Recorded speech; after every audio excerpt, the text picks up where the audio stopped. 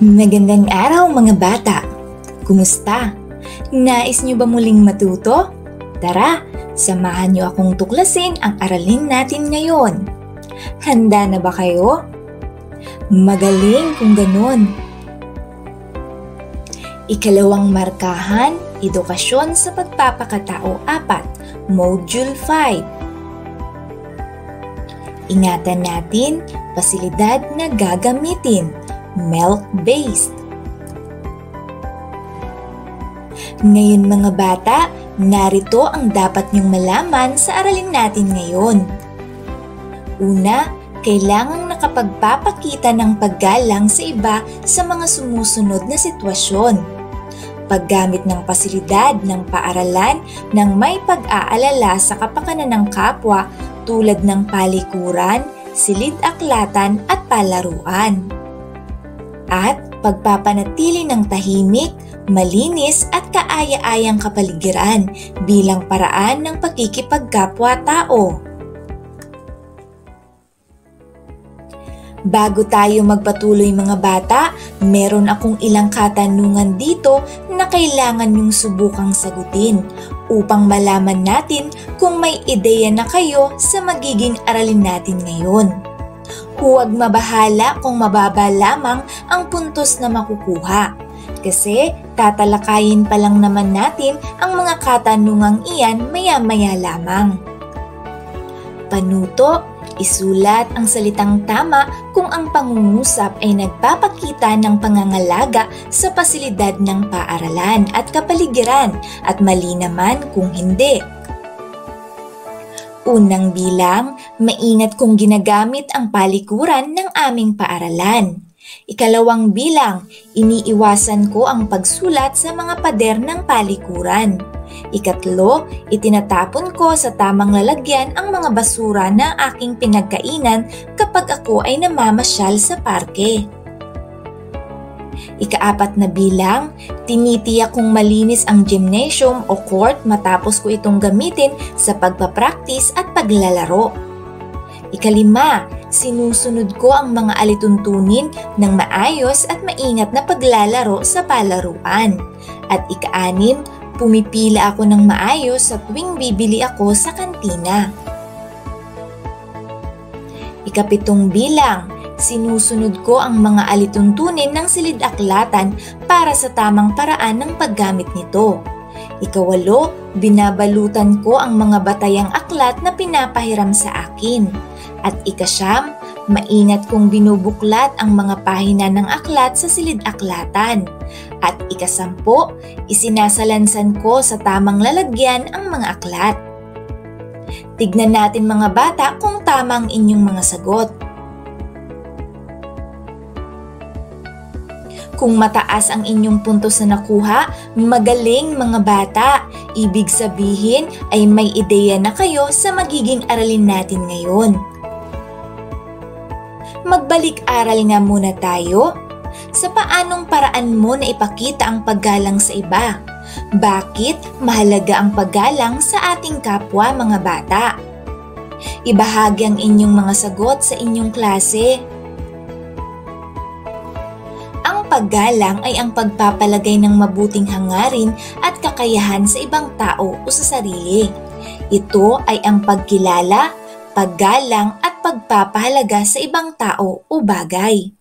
Ang paggalang sa isa't isa ay batay sa pakiramdam ng suklian kung saan ang iba ay ginagalang at ang parehong paggalang ay natanggap muli.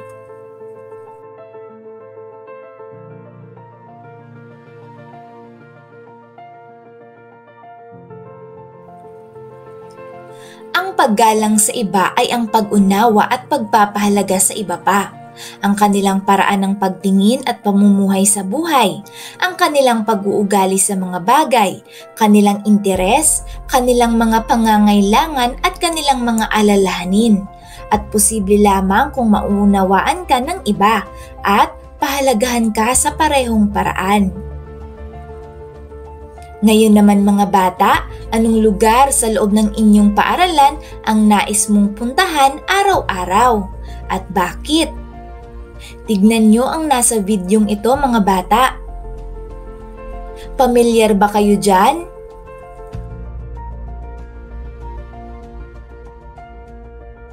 Tayo na at pasyalan natin ito. Magkaroon tayo ng gallery walk sa pamamagitan ng pagsusuri sa mga ipapakitang video sa susunod na pahina. Ano ang masasabi mo sa mga ito?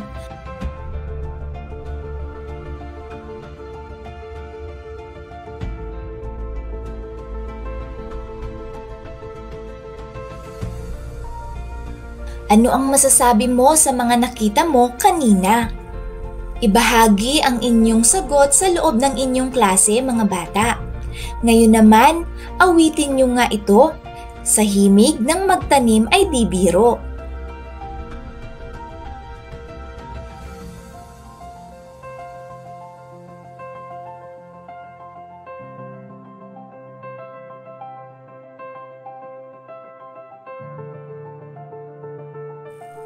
Ngayon naman, sagutin nga ang sumusunod na katanungan.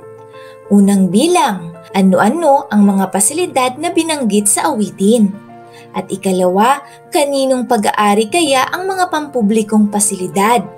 At paano mo iingatan ang mga ito? Pwedeng isulat sa inyong papel ang sagot ninyong mga bata at ibahagi ito sa inyong klase. Sumunod na katanungan. Ano-ano ang mga alituntunin sa tamang paggamit ng mga pasilidad?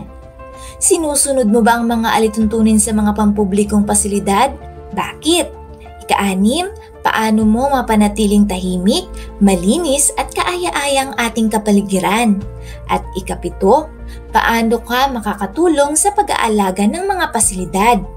At ika-8, bakit mahalaga na maging maayos sa paggamit ng mga pasilidad? Ang paaralan ay isang lugar kung saan nag-aaral ang isang mag-aaral na kagaya mo hanggang matapos mo ang kailangan sa mga baitang upang makapagtapos ng mababang paaralan o elementary school at mataas na paaralan o high school o secondary school. May dalawang uri ng paaralan. Ito ay ang pribado at publiko na paaralan. Ang paaralan ay may mga iba't ibang pasilidad kagaya ng silid-aklatan, palikuran, gymnasium, court, kantina, classroom, palaruan at marami pang iba. Alam mo ba kung paano pangalagaan ang mga pasilidad na ito? Tara, isa-isahin natin ang pangangalaga sa mga pasilidad sa paaralan. Unahin na natin ang silid-aklatan. Kailangan kapag nasa loob kayo ng silid-aklatan ay iiwasan nyo ang pagkakalat. Iwasan din ang pagkain sa loob ng silid-aklatan at pagiging malinis bago pumasok sa aklatan. Pagbibigay ng respeto sa ibang gumagamit sa silid-aklatan at kailangan din ang pangangalaga sa libro o sa anumang gamit sa silid-aklatan.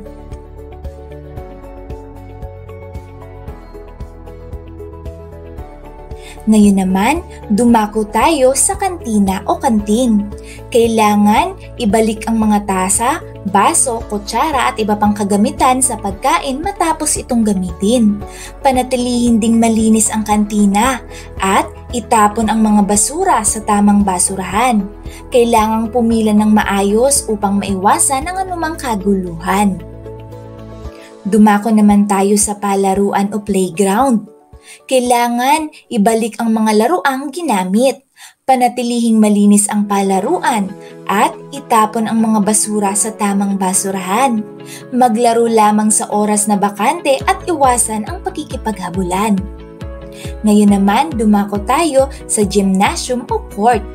Linisin ang mga kasangkapan at kagamitan, ibalik sa tamang lugar matapos itong gamitin. Gamitin ng maayos ang mga kagamitang panlaro at panatilihing malinis ang mga upuan at mesa, iwasan ang pagsulat sa mga ito. Ngayon naman, dumako tayo sa palikuran. Kailangang panatilihin ang kalinisan ng mga upuan, hugasan ng kamay, dingding at sahig ng palikuran. Buhusan ng inidoro matapos itong gamitin at iwasang magkaroon ng pagbabara sa mga inidoro.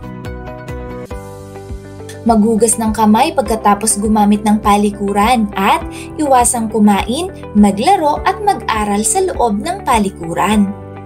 Narito naman mga bata ang pangangalaga sa mga pag-aari ng paaralan.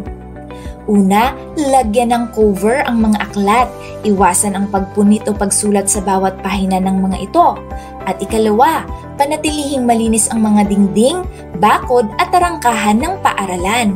Ikatlo, panatilihing malinis ang mga upuan at mesa. Iwasan ang pagsulat sa mga ito. Ikaapat, isara ng mabuti ang mga gripo matapos itong gamitin. Ikalima, pangalagaan ng mga halaman at bulaklak sa hardin ng paaralan. Ika-anim, linisin ang mga kasangkapan at kagamitan. Ibalik sa tamang lugar matapos itong gamitin. At ikapito, gamitin ng maayos ang mga kagamitang panlaro. Ngayon mga bata, alamin nga natin kung may natutuhan kayo sa mga nabanggit ni teacher kanina. Unang gawain, piliin sa loob ng kahon ang mga pasilidad na tinutukoy sa bawat bilang. Isulat ang letra lamang.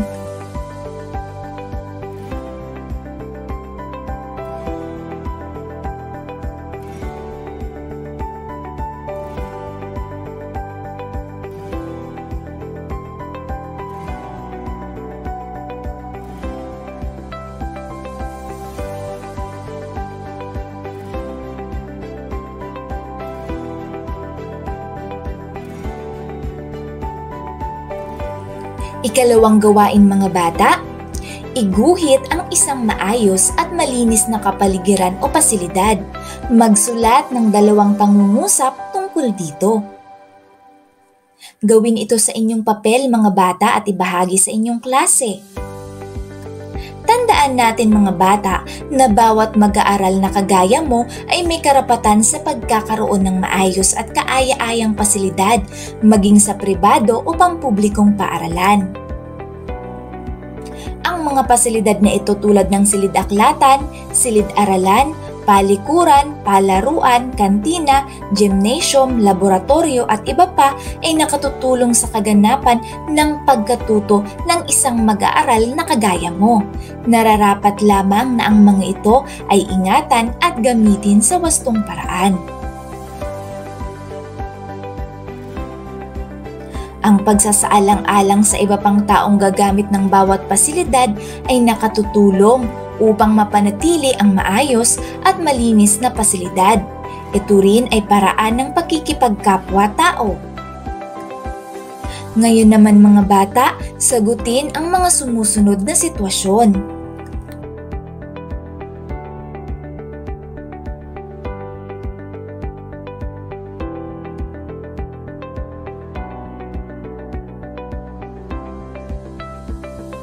Ngayon, alamin natin kung talaga bang may natutuhan kayo sa naging aralin natin ngayon. Basahin ang sumusunod na mga pangungusap mga bata at lagyan ng hugis puso kung ito ay wastong pagpapakita ng paggamit ng mga pasilidad ng paaralan at hugis bilog naman kung mali.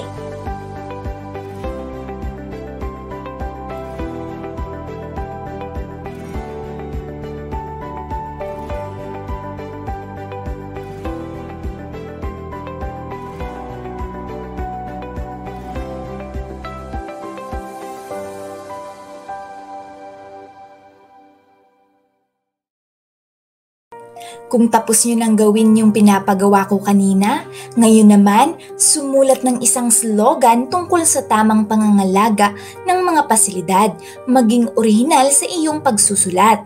Halimbawa nito, pampublikong pasilidad ay gamitin. Ito'y atin, kaya't alagaan natin upang patuloy na pag-unlad ng bayan ay kamtin.